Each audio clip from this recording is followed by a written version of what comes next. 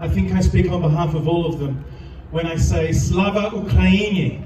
Героям слава! Ukraino me s toboyu.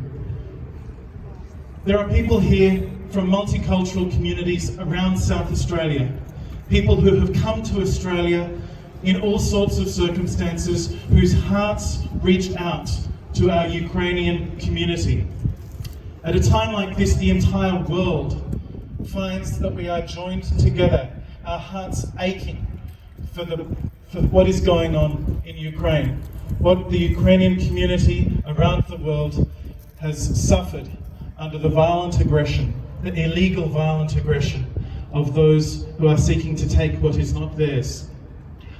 We know that our Australian community joins with so many other communities around the world in supporting the actions that are being taken to halt and to help Ukraine's government. The Australian government, I think with support from all parties, has done a number of things that are important. We have stood on the floor of the General Assembly of the United Nations and condemned Russia. We've referred Russia to the International Criminal Court for their illegal behaviour. We've provided $35 million worth of humanitarian aid, and I'm certain there will be more to come. We've provided $70 million in military aid, weapons, missiles, equipment, and I know, at the request of President Zelensky to our Prime Minister Morrison, also medical assistance for those who are supporting the defence of Ukraine. We have taken sanctions against Russian banks and financial institutions, including, very importantly, President Putin's sovereign wealth fund, and frozen the assets in the West, frozen the assets and had travel bans on 400 individuals and institutions, including Putin, his cabinet, his backers, the oligarchs, and those who support that regime. There'll be more to do, but I know, sometimes we feel helpless to do more.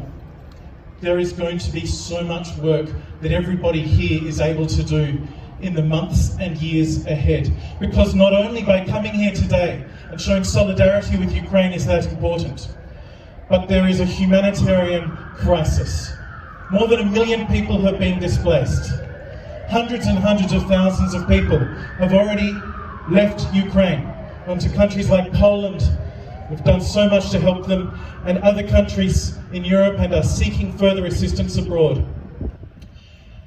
Premier Marshall spoke to Prime Minister Morrison on Friday. I understand that every Ukrainian application for visa status, no matter what sort of visa is being applied for, is being moved to the front of the list. And there will be more, I'm certain, the Commonwealth will be doing in the days and weeks ahead.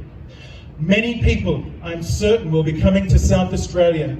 The first, indeed, as I understand, are already here. Many people will be seeking solace and support, and that support will come from government, it will come from the community, it will come from everybody here, whether your family is coming from Ukraine or whether people in your community are able to help those who are. There'll be so much support needed. As Minister for Education, I can promise you, their kids are going to be looked after and supported and educated in our schools. All of you are here today, and many, many thousands and thousands of South Australians at home who would have liked to be here as well. We will have work to do in the months and years ahead. We stand with Ukraine, and we will stand in solidarity with all of those who come here.